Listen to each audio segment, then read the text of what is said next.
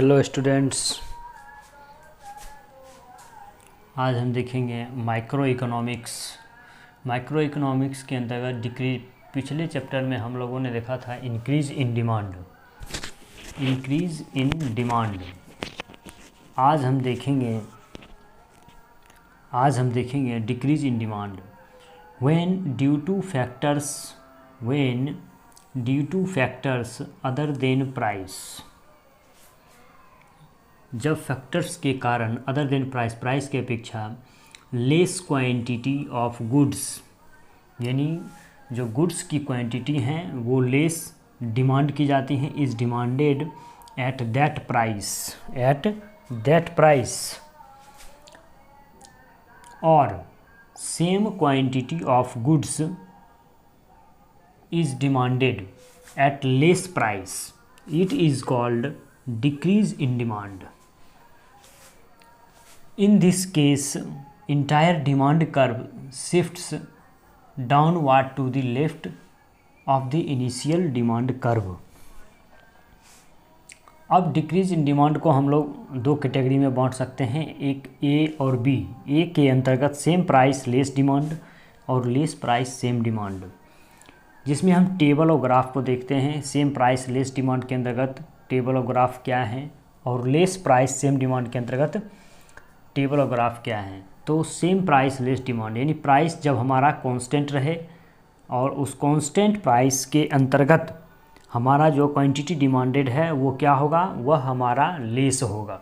ठीक है, तो देखिए यहाँ प्राइस हमारा क्या है 10 है, तो डिमांड भी हमारा 10 है, लेकिन जैसे ही प्राइस में कोई चेंजेस नहीं होता, यानी 10 ही रहता है, लेकिन हमारा क्वांटिटी डिमांडेड क्या है, घटकर 5 हो जा रहा है। इसको हम इस ग्राफ में देखें, यानी जो प्राइस हमारा है वो क्या है 10 है। ठीक है, और सेम प्राइस पर हमारा क्वांटिटी डिमांडेड पहले कितना था, पहले हमारा ये ए इक्विलिब्रियम पॉइंट पर, ये हमारा ए इक्विलिब्रियम पॉइंट है, ये डी है पहला डिमांड। लेकिन जैसे ही हमारा क्या हो गया, डिमांड घट गया सेम प्राइस पर, और वो घट कर लेस डिमांड है, तो ये प्राइस हमारा घटेगा, यानी ए से बी की ओर आएगा। ठीक है, ये ए से बी की ओर आएगा, अर्थात D1 डिमांड न्यू डिमांड कर बनेगा, और क्वांटिटी हमारा क्या होगा, उसी सेम प्राइस पर घटकर हमारा 5 हो जाएगा। अब इसी तरह हम यदि देखें लेस प्राइस सेम डिमांड के अंतर्गत, तो टेबल हमारा ये है प्राइस पर यूनिट डिमांड, यानी प्राइस पर यूनिट क्या हो रहा है, वो हमारा घट रहा है, और हमारा ये डिमांड क्या हो रहा है, कांस्टेंट हो जा रहा है। यानी हम देखें तो ये हमारा यानी क्वांटिटी कांस्टेंट है, और उसी क्वांटिटी पर प्राइस हमारा क्या हो जा रहा है, पहले 5 है, फिर 10 है, फिर 10 है, 5 हो जा रहा है, यानी इसी पर हमारा लेस हो जा रहा है। यानी प्राइस के लेस होने से हमारा डिमांड क्या हो जा रहा है, यानी ए डिमांड हमारा डी डिमांड ए इक्विलिब्रियम पॉइंट पर है, और घट कर ये हमारा क्या हो जा रहा है यानी प्राइस हमारा घटकर 5 हो जा रहा है बी पॉइंट पर D1 डिमांड कर्व पे। अब हम आगे यदि हम इसे देखना चाहे तो हम देख सकते हैं कि इसके ये तो ग्राफ हो गए, टेबल और ग्राफ हो गए। अब हम देखना चाहते हैं causes of decrease in demand. There are following reasons for decrease in demand, यानी इसके विभिन्न रीजन्स हैं डिमांड के कम होने के। पहला हमारा फर्स्ट है क्या, फर्स्ट हमारा है व्हेन इनकम को वाई से डिनोट करते हैं, when income of a consumer decreases, यानी जब कंज्यूमर का इनकम क्या हो जाए, डिक्रीज हो जाए, जिसके कारण डिमांड हमारा डिक्रीज हो जाएगा।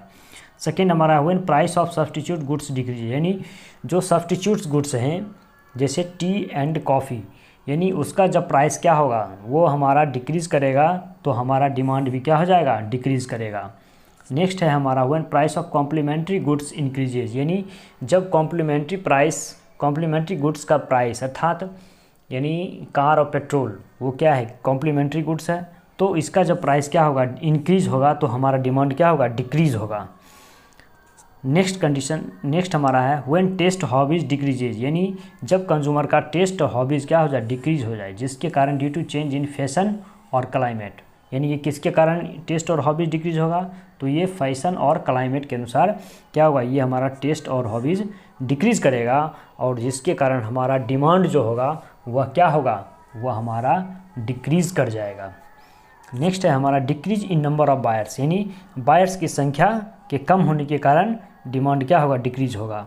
नेक्स्ट है हमारा when there is possibility of decrease in price in future, यानी भविष्य में जब क्या हो, प्राइस के घटने की संभावना हो भविष्य में, जिसके कारण इस संभावना के कारण हमारा प्राइस क्या होगा, वह डिक्रीज़ करेगा, यानी डिक्रीज इन डिमांड।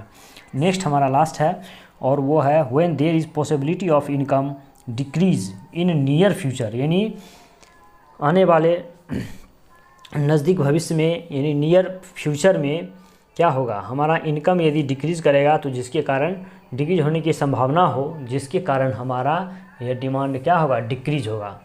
तो ये हमारा आज का टॉपिक यहीं पे लास्ट हुआ, यानी यहाँ पे हमने जो देखा डिक्रीज इन डिमांड दो केस में, एक केस हमारा सेम प्राइस लेस डिमांड और लेस प्राइस सेम डिमांड।